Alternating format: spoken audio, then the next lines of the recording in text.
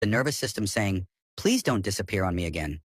When anxiously attached people feel safe and consistently chosen, their anxiety softens.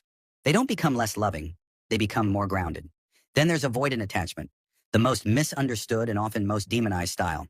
Avoidant attachment isn't about being cold or incapable of love.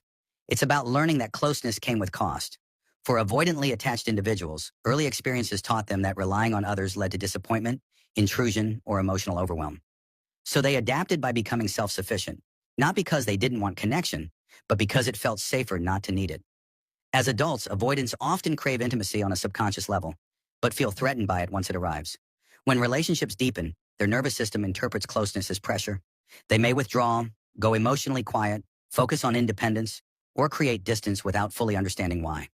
Avoidants often feel calm when alone and anxious when things get too emotionally intense. They don't pull away because they don't care. They pull away because their system is trying to restore safety. The tragedy of avoidant attachment is that many avoidants don't realize they're reacting to closeness, not to the person in front of them. They often leave relationships thinking something was off when what they were really feeling was intimacy itself. And then we have fearful avoidant attachment, sometimes called disorganized attachment, the most complex and emotionally exhausting of all four.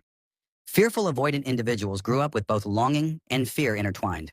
They learned that connection was desired, but also unsafe. As adults, they experience a push-pull dynamic internally. They crave closeness deeply, but once it's offered, fear takes over.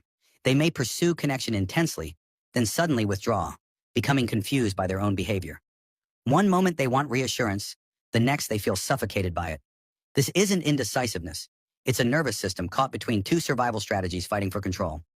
Fearful avoidant individuals often feel intense chemistry in relationships because emotional highs and lows feel familiar. Calm, stable connection can actually feel boring or suspicious at first. Healing for this style isn't about choosing closeness or distance. It's about learning regulation, safety, and emotional consistency over time. What's fascinating is how these attachment styles interact with each other in relationships. Secure partners tend to stabilize anxious ones, soften avoidant defenses, and create emotional safety through consistency. Anxious and avoidant pairings, however, often fall into a painful cycle. The anxious partner seeks closeness, which triggers the avoidant partner's need for space. The avoidant pulls away, which heightens the anxious partner's fear of abandonment. Both are reacting to threat, not malice, yet both feel misunderstood. Fearful avoidant individuals often oscillate between anxious and avoidant behaviors, creating intense but unstable connections that feel powerful but draining. Understanding these dynamics changes everything because it removes blame and replaces it with clarity. You stop seeing behavior as personal attacks and start seeing them as protective patterns. Here's the most important part. Attachment styles are not